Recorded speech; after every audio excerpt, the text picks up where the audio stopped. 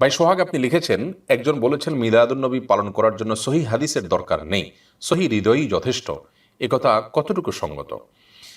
মাশাআল্লাহ, কথাটি শুনতে বেশ শ্রুতিমধুর, শুনতে বেশ ভালোই লাগে।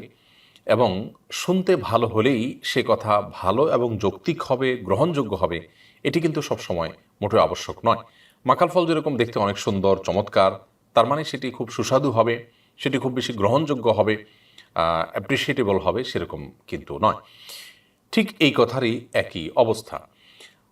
এই কথা যারা বলেন যে মিলাদুন্নবী পালন করার জন্য সহি হাদিসের প্রয়োজন নেই, তাদের কাছে আপনি পাল্টা প্রশ্ন করতে পারেন যে আপনি শরিয়ার কোনো বিধান প্রমাণ করবেন তাহলে কি দিয়ে? সহি মন থেকে যা খুশি তা করবেন, যে আমার মনটা বিশুদ্ধ, আমার মনটা ভালো, আমি দাবি করলাম, করে আমি ভালো মন নিয়ে আমি যা কিছু তা করতে পারবো, ব্যাপারটি এরকম?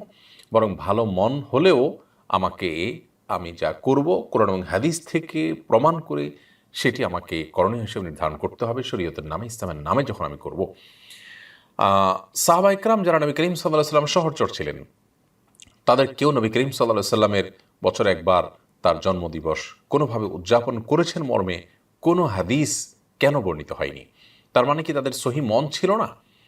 অর্থাৎ যদি সহি মন থাকলেই মিলাদুন্নবী উদযাপন করবে, ব্যাপারটি এরকম হয়, তাহলে সাহাবা একরাম থেকে কেন মিলাদুন্নবী উদযাপনের কোনো বর্ণনা পাওয়া যায় না?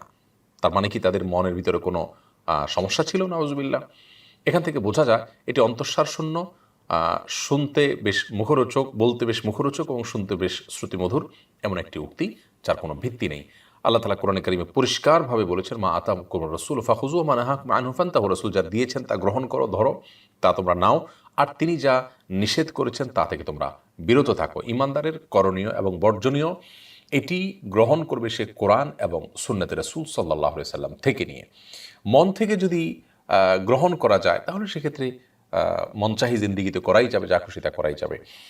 তারপর আমাদের যে সমস্ত ভাইরা মিলাদুন্নবী উদযাপন করে থাকেন নবী করিম সাল্লাল্লাহু আলাইহি সাল্লামের ভালোবাসায়, আমরা তাদেরকে বিনয়ের সাথে বলবো, আসুন সুন্নাহর অনুসরণ করি, কোরআনের নির্দেশনা অনুসরণ করি, তাহলে ইনশাআল্লাহ আমাদের কল্যাণ সেখানে আমরা খুঁজে পাবো। আল্লাহ তাআলা আমাদেরকে বোঝার তৌফিক দান করুন।